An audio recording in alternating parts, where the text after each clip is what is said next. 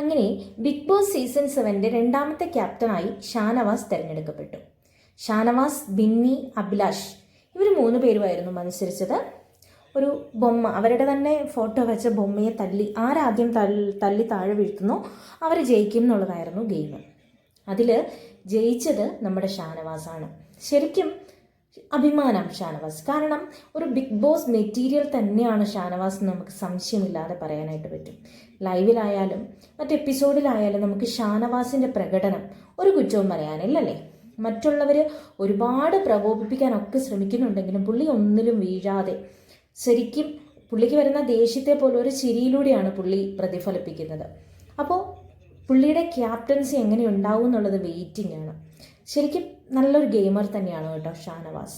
അതുപോലെ തന്നെ ശരത്ത് അത്ര നല്ല ഒരു ഗെയിമറായിട്ട് എനിക്ക് തോന്നുന്നില്ല. പുള്ളിയൊക്കെ പെട്ടെന്ന് അങ്ങ് പ്രകോപനത്തിലൊക്കെ വീഴുന്നത് പോലെയാണ് തോന്നിയിട്ടുള്ളത്. അതുപോലെ തന്നെ അഭിലാഷും അങ്ങനെ തന്നെ നല്ലൊരു ഗെയിമറാണ്. പക്ഷെ ആവശ്യമില്ലാതെ അങ്ങ് കയറി അങ്ങ് എട്ടപ്പെടുന്നത് പോലെ തോന്നും. പിന്നെ അനീഷിൻ്റെ ഗെയിം പറയുകയേ വേണ്ട. അനീഷ് എന്താ കാണിക്കുന്നത്? അനീഷ് മറ്റുള്ളവരെ മാക്സിമം പ്രകോപിപ്പിക്കാനായിട്ടൊക്കെ ശ്രമിക്കുന്നുണ്ട്. പക്ഷെ ആരും ഇപ്പോൾ അനീഷിനെ അറിയാവുന്ന ആരും തന്നെ ഇപ്പോൾ ആ പ്രകോപനത്തിൽ വീഴാനായിട്ട് തയ്യാറാവുന്നില്ല. അപ്പോൾ ശരിക്കും അനീഷിൻ്റെ കളിയുടെ രീതി മാറ്റേണ്ടിയിരിക്കുന്നു. ഇല്ലെങ്കിൽ പുള്ളി ഉടനെ തന്നെ പുറത്താവാനായിട്ട് സാധ്യതയുണ്ട്. പിന്നെ ഇപ്പോൾ ഓൾമോസ്റ്റ് എല്ലാവരും തന്നെ കളിക്കാനായിട്ട് തുടങ്ങിയിട്ടുണ്ട് കേട്ടോ.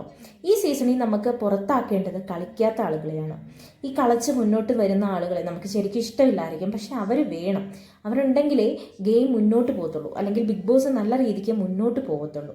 അപ്പം ഈ ഒരു ഗെയിമേഴ്സിനൊക്കെ നിലനിർത്തിക്കൊണ്ട് നമുക്ക് ഒട്ടും കളിക്ക് വേലാത്ത ആളുകളെ വേണം നമുക്ക് പുറത്താക്കാനായിട്ട്. കണ്ടോ, ഷാനവാസും അഭിലാഷും തമ്മിൽ വലിയ വ്യത്യാസമൊന്നുമില്ലാതെ ആദ്യം ഷാനവാസ് അടിച്ചിട്ടു, തൊട്ട് പിന്നാലെ അഭിലാഷും അടിച്ചിടുകയാണ് ചെയ്തത്.